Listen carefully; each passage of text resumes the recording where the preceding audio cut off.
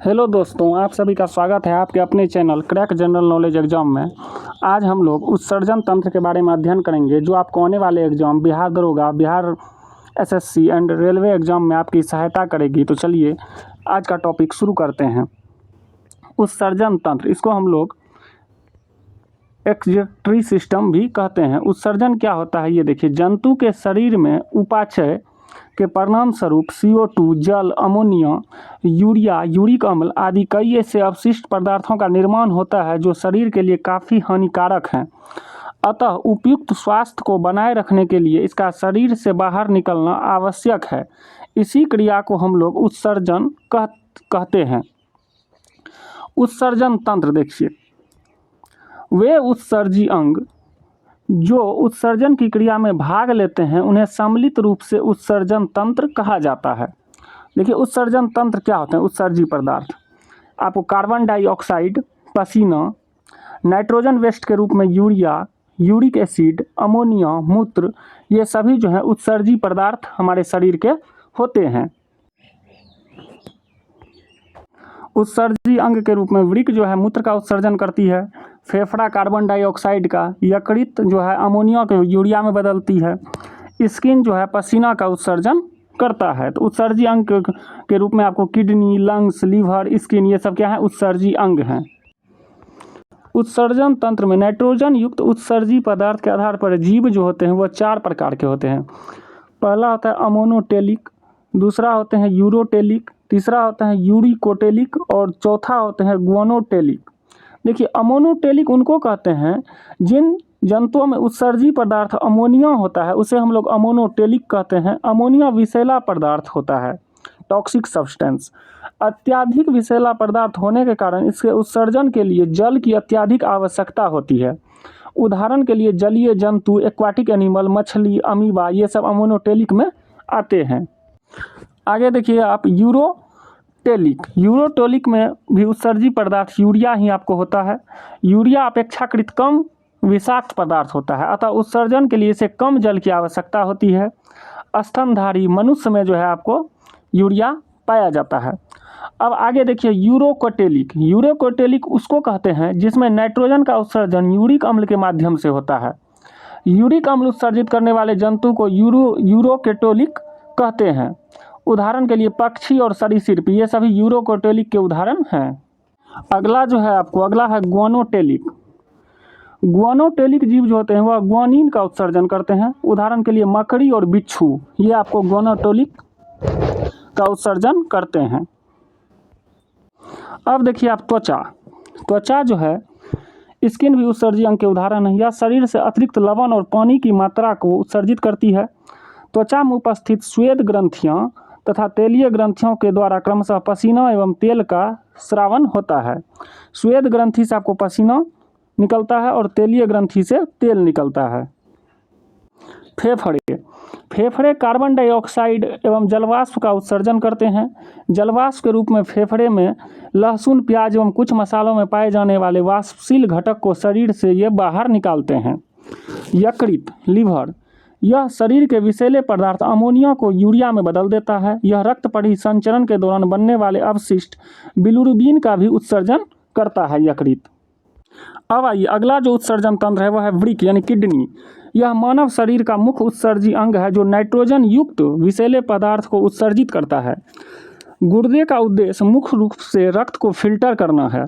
मनुष्यों में उदर गुहा में पीछे की ओर कशेरुक दंड के दोनों ओर एक एक वृक्क स्थित होता है। वृक्क के चारों ओर पेरिटोनियम की झिल्ली पाई जाती है। आपको पूछेगा जब वृक्क के चारों ओर किसकी झिल्ली पाई जाती है, तो पेरिटोनियम की झिल्ली पाई जाती है।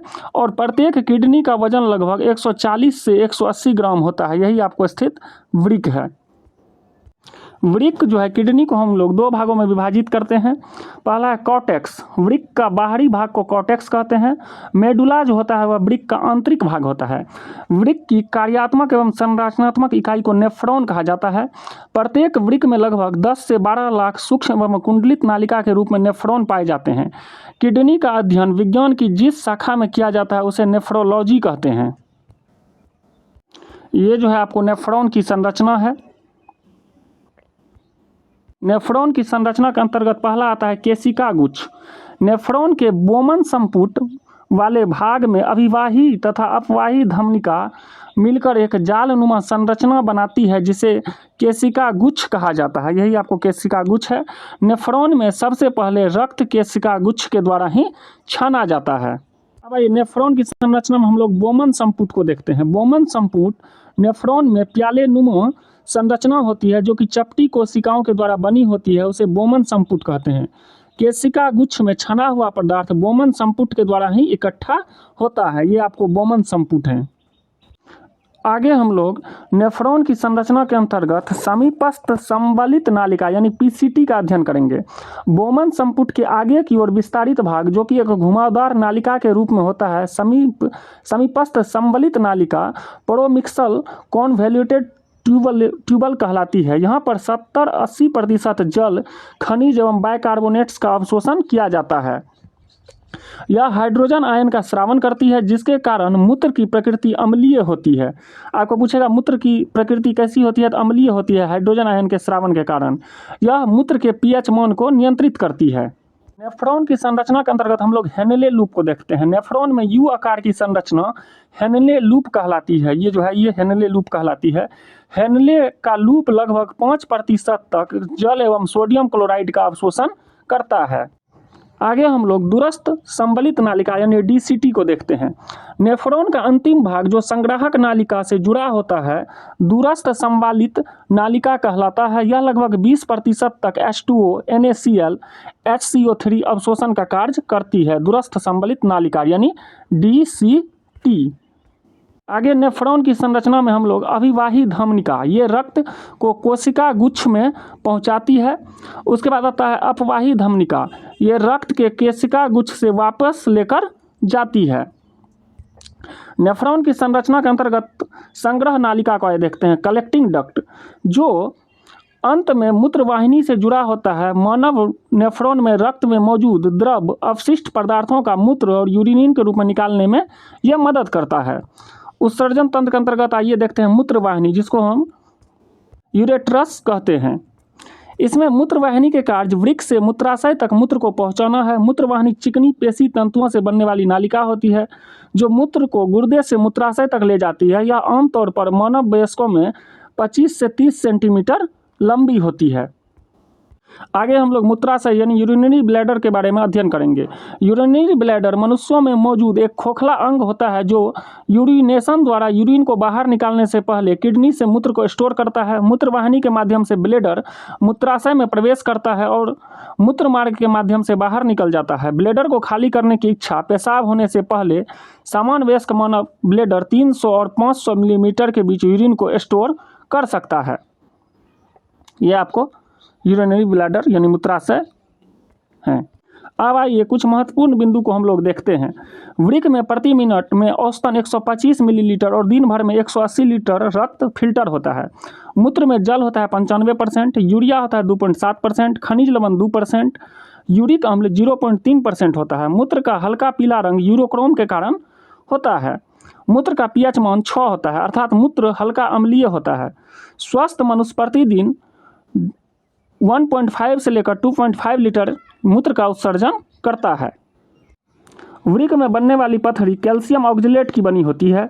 जब वृक्क ठीक से कार्य करना बंद कर देते हैं तब रक्त से अपशिष्ट उत्पादों और अतिरिक्त तरल पदार्थों को निकालने के लिए डायलिसिस प्रक्रिया का उपयोग किया जाता है। डायलिसिस एक ऐसा उपचार है जो मशीन का उपयोग करके रक्त को फिल्टर और शुद्ध करता है। आइए हम प्रैक्टिस सेट के अंतर्गत कुछ क्वेश्चन को देखते हैं। पक्षी होते हैं, क्या होते हैं? अमोनोटिलिक, यूरोटोलिक, यूरोकोटोलिक या उपरोक्त में से कोई नहीं। तो पक्षी जो होते हैं वो आपको होते हैं यूरोटोलिक, यानी यूरिया का क्या करते हैं पक्षी उत्सर्जन करते हैं, इसलिए पक्षी को क्या कहते हैं? यूरोटोलिक। जो अमोनिया का उत्सर्जन करते हैं उसको क्या कहते हैं हम लोग? अमोनोटोलिक। अगला क्वेश्चन है आपको, मनुष्य के वृक्क में जो पथरी बनती है वह किससे बनती है? तो हम बताएं अभी वृक्क के पेल्विक में ऑक्जेलेट लवण के क्रिस्टलों से क्या होती है? वृक्क में पथरी बनती है।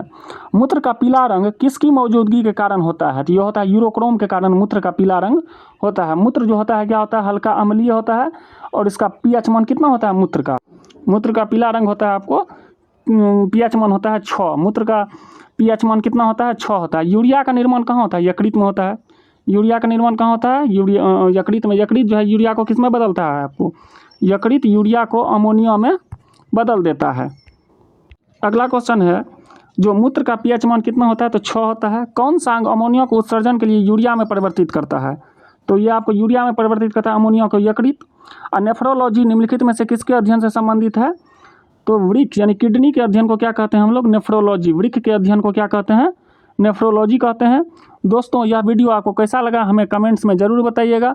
अगर वीडियो पसंद आए तो हमारे चैनल को लाइक एंड सब्सक्राइब जरूर कीजिएगा। जय हिंद।